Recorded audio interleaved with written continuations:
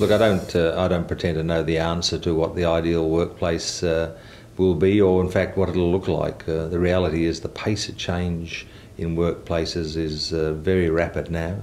What we thought would be the future 20 years ago clearly is not.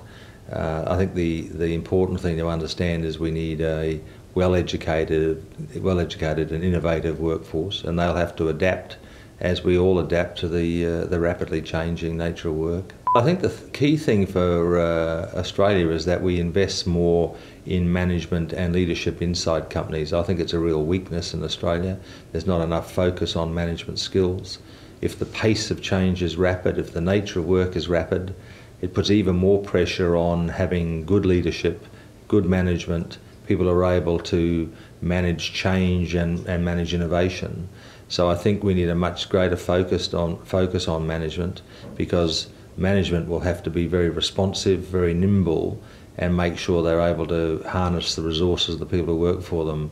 And I think there's not enough focus at the moment on those management skills, because in the end, industry will only be competitive if it's able to get the best out of its workforce and to drive innovation. Look, the reality is I think people will find themselves changing jobs more regularly. That's already the case, and they'll see themselves changing careers more regularly.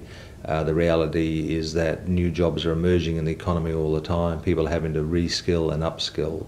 So I think the lesson for us is that we have to do two things: provide a higher level of general education, improve literacy, numeracy, as many university educated people as we can get, people with good skill bases, but understanding that it's going to be a question of lifelong learning, lifelong skill development, and that upskilling and reskilling is going to be a natural part of the life. The idea that you get a trade or get a skill and you'll be practicing that for the next 40 years of your working life is a idea that's well past its use by date.